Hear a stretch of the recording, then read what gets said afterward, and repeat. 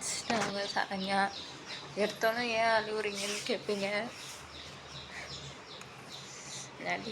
நடிக்கிறீங்கன்னு கூட நிறைய பேர் கமெண்ட் பண்ணுறீங்க. நீங்கள் நடிக்கிறதெல்லாம் எனக்கு தான் தெரியுது. உண்மையாக சொல்லப்போனால் ஃப்ரெண்ட்ஸ், அண்ணன் கொடுத்த 2000 வச்சு தான் 5 நாள் நான் சமாளிச்சிருக்கேன்.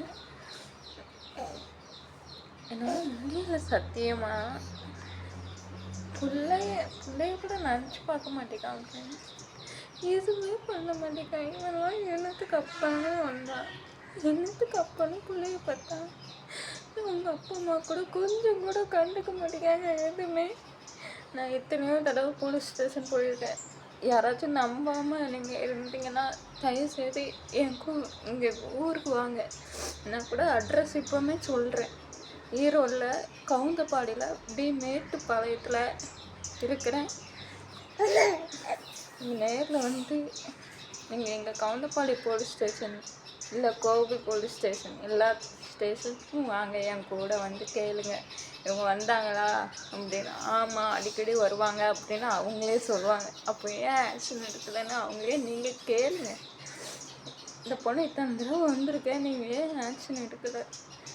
இந்த பொண்ணோட குறைய வந்து நீங்கள் ஏன் கேட்கல காது கொடுத்து? அவங்களுக்கு நான் ஒரு மாதிரி இருக்கேன். நான் ஓடி போயிடுறேன். ஏன் ஓடி போகிறேன்? எனக்கு என்ன பைத்தியமா? ஓடணும்னு எனக்கு என்ன தலையிலேயே எழுதி வச்சுருக்கு. அது நல்லதா ஓடுறது? எவ்வளோ கஷ்டம் திரும்ப அனுபவிக்கணும். பிள்ளைய தூக்கிட்டு திரிகிறது அவ்வளோ ஈஸி இல்லை ஃப்ரெண்ட். ஆனால் ஈஸியாக எல்லோரும் சொல்லிடுறீங்க. நான் ஊர் சுற்றி அப்படி இப்படின்னு கமெண்ட் அழகாக டைப் பண்ணுறீங்க ஃப்ரெண்ட்ஸ். அதெல்லாம் ஈஸி கிடையாது ஃப்ரெண்ட்ஸ். பச்சை பிள்ளைய தூக்கிட்டு திரியிறது அது நான் எப்படி இருக்குன்னு நேரில் வந்து நீங்கள் பார்த்தா தான் உங்களுக்கு தெரியும். நான் இருக்கிற உடம்புக்கு நான் சாப்பிடாம கொள்ளாமல் ரொம்ப கஷ்டப்படுறேன். நான் இஷ்டத்துக்கு கமெண்ட் பண்ணுறீங்க நீங்கள்.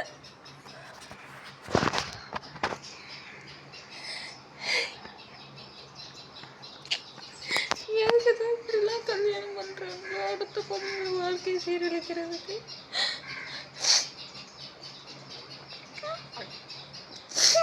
நேற்றுலாம் அவன் நைட்டு என் கூட இது பண்ணணும் அப்படின்னு கேட்டான். எனக்கு அசிங்கமாக தான் இருக்குது அதை சொல்ல.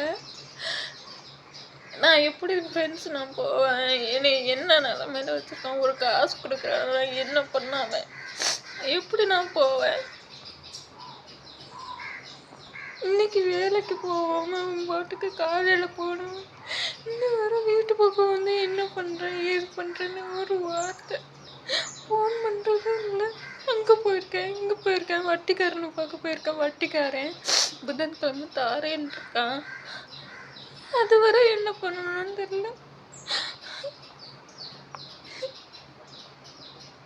யாராச்சும் ஹெல்ப் பண்ணாங்கன்னா அவனை வச்சிருக்கேன் இவனை வச்சிருக்கேன். இது என்ன ஃப்ரெண்ட்ஸ் கேள்வி? என்னால் முடியல ஃப்ரெண்ட்ஸ், சத்தியமாக முடியல. நான் பிறந்து தான் இவ்வளோ கஷ்டப்பட்டேன்னா, என் பிள்ளை பிறந்து எனக்கு என்ன பிறந்ததுனால இதுவும் கஷ்டப்பட்டு.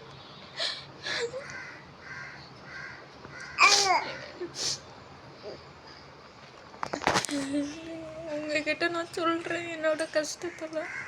ஆனால் நீங்கள் ஈஸியாக கமெண்ட் பண்ணிட்டு போயிடுறீங்க. நான் நடிக்கிறேன் அப்படின்னு இஷ்டத்துக்கு பேசுகிறீங்க, வீடியோலாம் போடுறீங்க என்னை வச்சு.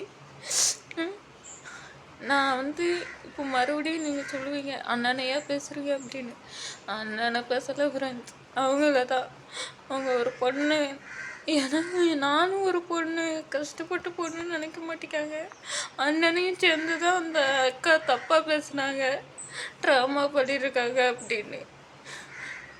கஷ்டப்படுதுன்னு வீட்டில் போய் வச்சிடலாமா, ரெண்டாவது வந்து இங்கே வந்து விட்டதுனால அது ட்ராமாவாமா. எப்படிலாம் பேசுகிறாங்க ஃப்ரெண்ட்ஸ், என்னால் முடியல சத்தியமாக.